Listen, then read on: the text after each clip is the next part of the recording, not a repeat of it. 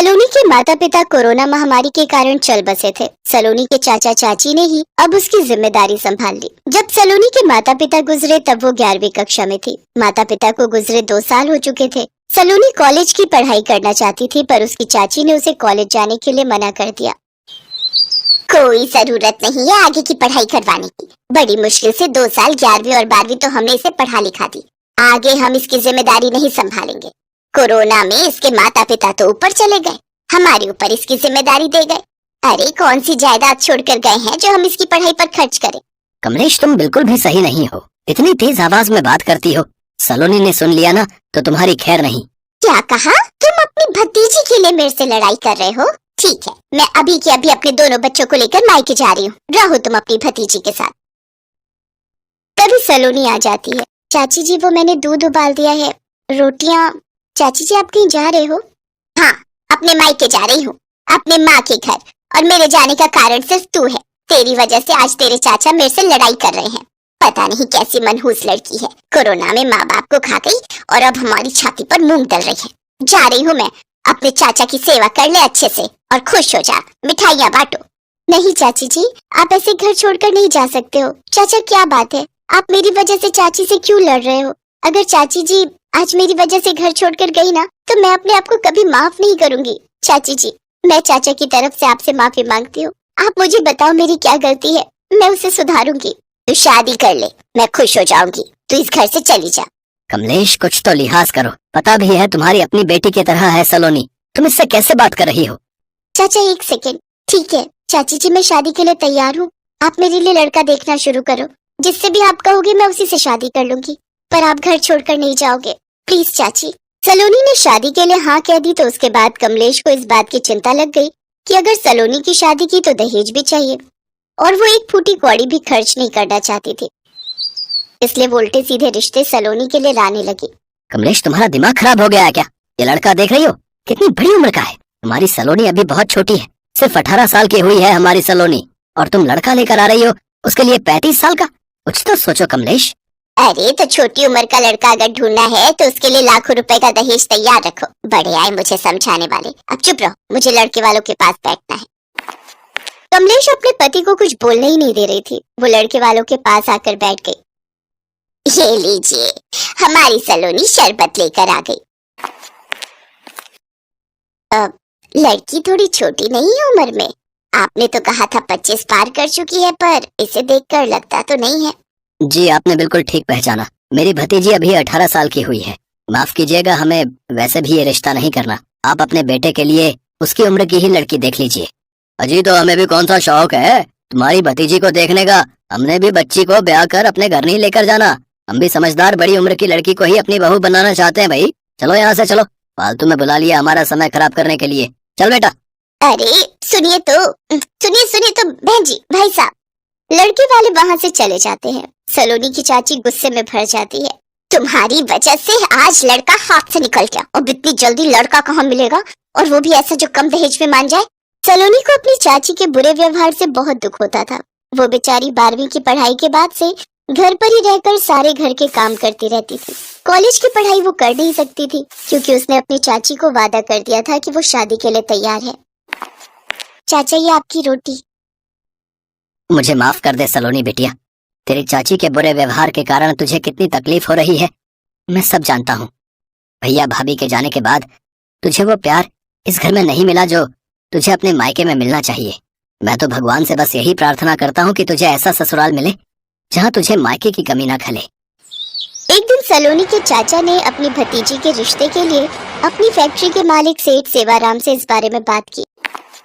नंद किशोर, तुम मेरे पास कई सालों से काम कर रहे हो। इतना तो मैं जानता हूँ कि तुम बहुत विश्वासी हो और बहुत ही अच्छे खानदान से वास्ता रखते हो। मेरे एक परम मित्र हैं सेठ मोहन लाल जी। उनका बेटा आशीष दिल्ली से कानपुर आया हुआ है। हो सकता है वहाँ बात बन जाए।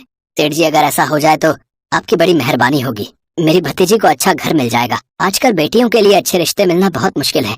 उसकी चिंता मुझे बहुत सताती है। वो बिन माँ बाप की बच्ची है, आप तो सब जानते ही हो। कोरोना में उसके माता पिता चले गए, उसके बाद से वो मायूस हो गई है। मैं सब समझ रहा हूँ नंद किशोर, चिंता मत करो, मैं इस रिश्ते को करवाने की पूरी कोशिश करूंगा। सेठ सेवाराम ने अपने मित्र सेठ मोहनलाल से बात की। आशीष को भी सलोनी पसंद आ गई और दोनों का रिश्ता पक्का हो गया। सलोनी के चाचा की खुशी का ठिकाना नहीं था। सलोनी को बहुत ही अच्छा ससुराल मिल गया था। सेठ मोहनलाल ने दहेज में कुछ भी नहीं लिया। चाची को तो मन ही मन इस बात की खुशी थी, पर सलोनी बहुत घबराई हुई थी। वो अभी छोटी उम्र की थी और इतनी बड़ी जिम्मेदारी वो कैसे संभालेगी, वो इसी चिंता में थी। मेरी गुड़िया, मेरी बच्ची, मैं जानता हूँ तू अपने ससुराल में पूरी जिम्मेदारी निभाएगी। तू वहाँ बहुत खुश रहेगी। मेरा आशीर्वाद तेरे साथ है बेटी। चाचा, चाचा। विदाई के समय सलोनी अपने चाचा से लिपट कर फूट फूट कर रोती है। उसकी चाची कमलेश की आंखों में तो एक भी आंसू नहीं था। वो तो यही सोच रही थी कि उसके सिर से कोई भार टल गया। सलोनी शादी होकर अपने ससुराल आ जाती है। शादी के अगले दिन सलोनी जल्दी सोकर उठ जाती है, जैसे उसकी आदत थी। अरे सलोनी बहू, थोड़ी देर और सो लेती, तुम इतनी जल्दी क्यों उठ गई?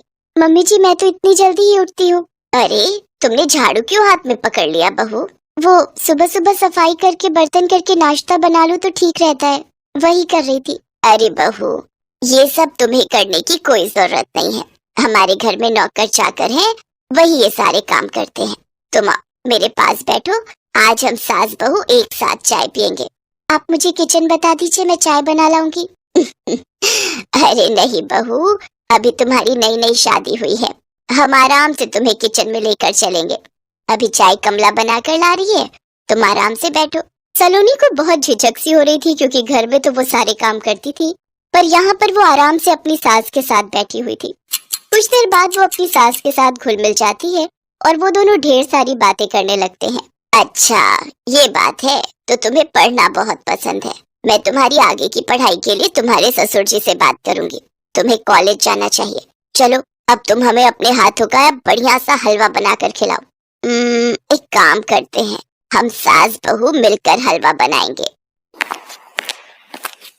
मम्मी, मैंने भी तो कॉलेज में अभी एडमिशन लिया है, अब भाभी का एडमिशन मेरे कॉलेज में करवा दो, हम दोनों का कॉलेज साथ में ही हो जाएगा। ये ठीक रहेगा। आशीष बेटा, कल तू बहू को कॉलेज ले जाना, ये एडमिशन फॉर्म भराएगी। उसके बाद प्राची के साथ सलोनी बहू कॉलेज चली जाया करेगी। ठीक है मम्मी, नो प्रॉब्लम। मैं कल ऑफिस थोड़ा लेट चला जाऊंगा, पापा पहले चले जाएंगे। हाँ, क्यों नहीं। अच्छा, जल्दी से अब गरम गरम हलवा खिलाओ, हमारी बहू के हाथ का हलवा। हम खाकर तो देखें कि कैसा बना है भाई। ये लीजिए पापा जी। बहुत ही बढ़िया हलवा बनाया है बहू। ये लो, मेरी तरफ से शगुन। और ये मेरी तरफ से भी। सलोनी ने जैसा सोचा था उसके विपरीत हुआ। सलोनी को अपने ससुराल में इतना प्यार मिल रहा था कि कुछ ही दिनों में वो सब उसके अपने हो गए। आशीष सलोनी का एडमिशन प्राची के कॉलेज में ही करवा देता है। सलोनी अब प्राची के साथ कॉलेज जाने लगी। थैंक यू आशीष जी, आप सभी ने मुझे बहुत प्यार दिया है। मैं तो अपने मम्मी पापा को कोविड में खोने के बाद बिल्कुल अकेली हो गई थी। सिर्फ चाचा से ही मेरा लगाव रहा। और कहते कहते सलोनी की आंखों में आंसू आ जाते हैं, उसका गला सूख जाता है। तभी उसकी सास उसे दिलासा देने लगती है। सलोनी बिटिया, मैं भी तो तुम्हारी माँ हूँ, अब तुम अपने सारे दुख भूलकर खुशियाँ बटोरना शुरू कर दो। तुम हमारी बहू होने के साथ साथ हमारी बेटी भी हो। अगले दिन सलोनी जब अपने चाचा चाची से मिलने जाती है तो वो बहुत खुश थी। वहाँ पर वो अपने ससुराल वालों की बहुत तारीफ करती है। उसकी चाची उस समय चुप थी, वो कुछ नहीं बोली, ना ही चाची ने कोई खुशी जाहिर की। पर अपनी भतीजी सलोनी को खुश देखकर उसके चाचा नंद किशोर की आंखों में खुशी के आंसू छलक जाते हैं। वो अपनी भतीजी और दामाद को खुशी खुशी विदा करते हैं।